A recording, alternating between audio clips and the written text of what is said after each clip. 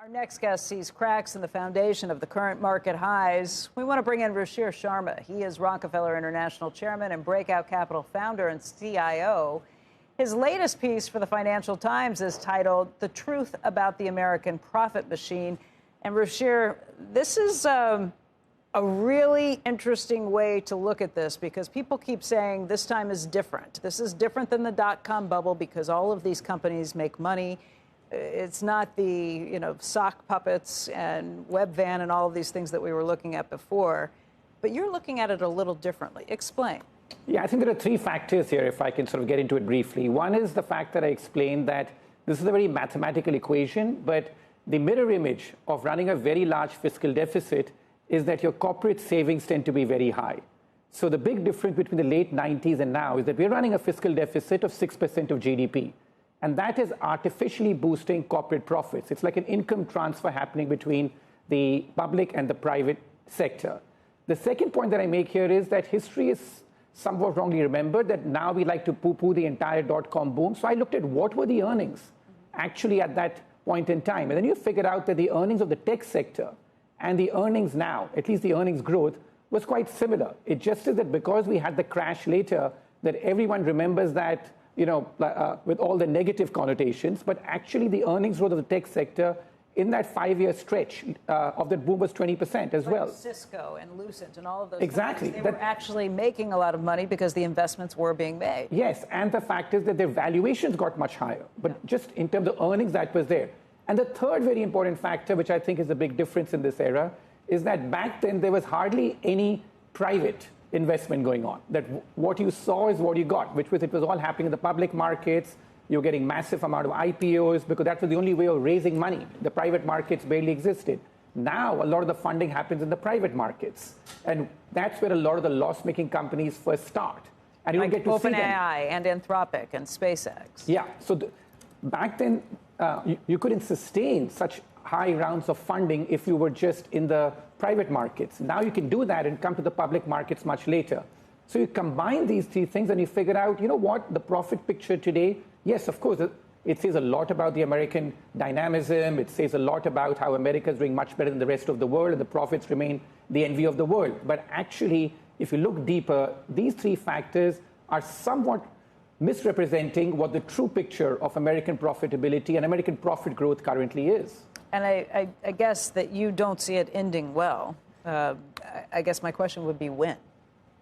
There's one factor which has ended every single bull market or every single AI bubble type scenario that we've seen, which is higher interest rates. And here, the importance of higher bond yields becomes even more important, right? Because every single bubble that I've looked at for the last 300 years has ended with one factor, which is you end up getting higher interest rates or some liquidity event which takes place. This time, my point is that that's likely to come from at some point in time when bond yields become unhinged. And we've seen that the market doesn't like bond yields getting anywhere close to 5% on the 10-year. So I think that's when you begin to see this entire thing get into reverse, because the government is by any chance forced to tighten their belt by running lower deficits. Corporate profits will come down because they're being artificially funded today, I say, by this very expansionary government deficit that we are running. Yeah, I was going to say we look at things in the past for why you get business models that no longer work. One would be you're used to 0% financing. That disappears and that breaks things. If you have the government unable to spend to the same level, I guess you're saying that would soak up a lot of the capital and it would go there. If you look at the PE ratios, though, on some of the leaders of this, they're not out of whack, particularly NVIDIA. You look at it, and I think it's forward PE ratio of 23 times, but the PE ratio even at current earnings is 32 times. That's not insane. Yes. That's really low, actually, when you consider how fast the growth has been. Yeah. I guess because we keep comparing this to 99-2000, right? Yeah, so where are we in that comparison? Yeah, so we are nowhere near 99-2000 as far as the valuations are concerned. But the only caveat I have today is that the earnings could also be in a bit of a bubble. And that's because the earnings are being artificially inflated, as I said, because of these three factors, including the government deficit. Back in the late 90s, the government barely ran a deficit, right? So, but now, in the middle of a full expansion, we're running at 6% of GDP budget deficit. Just that the entire world is very excited by the AI story in America, so they're willing to fund this massive deficit, and partly because China is so weak that the capital keeps coming here. But if something were to disrupt that flow of capital coming into America, or because, let's say, some concerns were rising that the budget deficit just keeps going up, that could disrupt this. So I think that I agree that this is not yet like 99-2000 as far as the valuations are concerned, but the earnings growth, it's not that different from what we saw in 99-2000, and the fact that earnings are, unlike back then, are being artificially inflated because of the massive government deficit, and also that if you look at the total earnings, not just the S&P 500, you include the private companies as well, you get a bit of a different picture. So I think that's the point I try to make in the piece today. I mean, I guess the good news is that some of those companies are about to go public, like a SpaceX. Yeah, but like we'll then see as to how much the public markets can absorb, but the valuation picture will change then for the overall market as well, because the profits of those companies is nowhere near as high as the established companies today. So I think you will see a change in that. How quickly do you think we're going to see profits out of those companies? Well, I think that,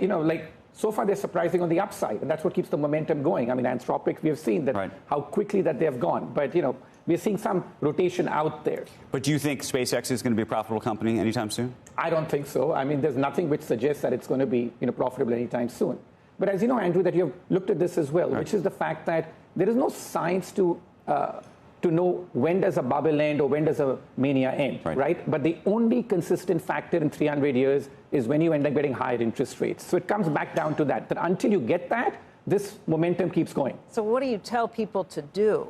Stop putting more money, new money into the market? Do you tell them to sell and run for the hills? Because if this goes on for a while, even if you're right, they could get burned by the idea that prices jump a lot more before they come back down. Yes, so true. And I think, therefore, the smart traders who come on your show, including some of the big hedge fund guys, they're all saying that currently stay invested, because for the next year or two, they don't see the prospect of this ending. So that's one way of doing it, that you stay invested through this, knowing that these are the flaws. The second thing which you do, which is what I've been saying, is that around the world today, there are some very cheap quality companies, which is the fact that you have companies today which have been ignored.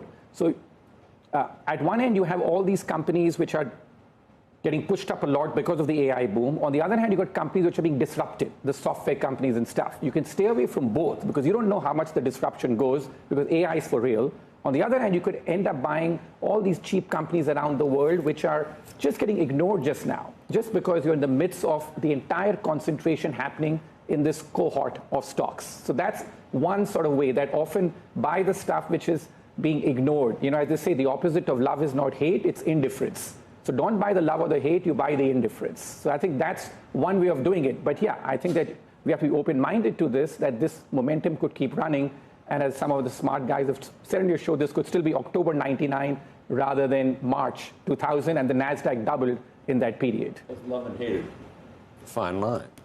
So, but love and indifference, the opposite of love is not hate, because it's love and hate are the same thing, right? Exactly. Okay. Same emotion, but indifference is the worst. The worst. Yeah. The worst.